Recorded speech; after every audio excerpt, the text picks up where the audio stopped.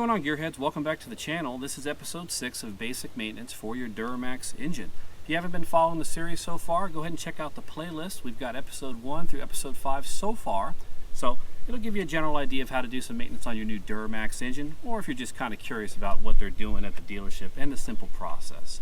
But today, we're actually going to be installing a new air filter into this Duramax here.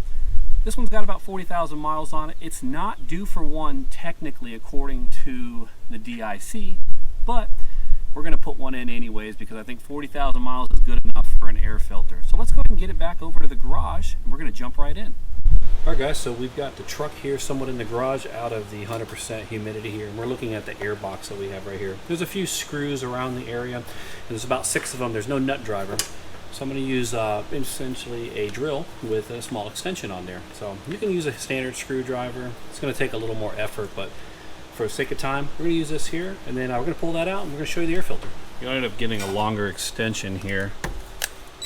Try to see if I could get in just a little easier.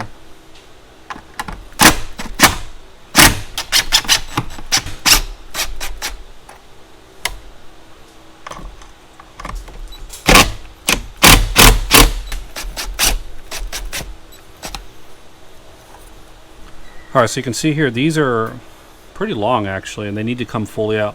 Most cars have those clips on it. This one does not, so you're going to have to take these screws completely out to get this loosened out. So there's one more. Let's get that last one that's pretty far back there. It's probably going to be a pain in the butt. And just pull up on that there. Oh my goodness. If you could see this now. That is way, way overdue. It's interesting. This is the reason why you don't trust the driver information center in the truck. It was way overdue, in my opinion, compared to the newer one that's about to go in. And it told me that I still had about 60% life on this thing. So again, it's probably based off of time and maybe not drivability on how it functions. But yeah, prime example, don't trust the gauges in the truck when it comes to the lifespan on an air filter. Set that aside. So here's our new one. It's pretty clean on the inside of the box, but what you can do here is just pull this up, take this new one. This is the new OEM. You just slide that right in here. And make sure it sits flush. You don't want it to get crimped on anything when it's down in here. And then go ahead and set that back on nice and flush there.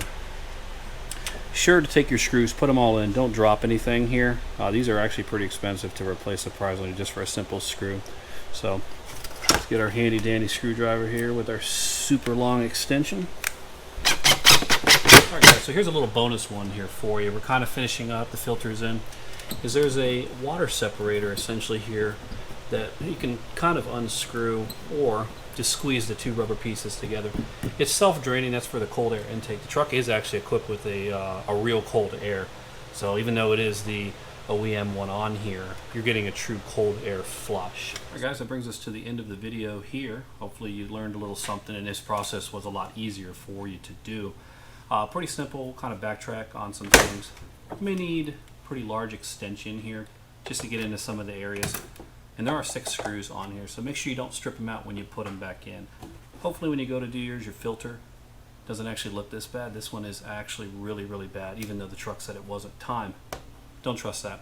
So, if you have any questions in regards to the process or any of the videos that I have listed for the Duramax here, hit that like and subscribe. Leave your comments below. See you next time.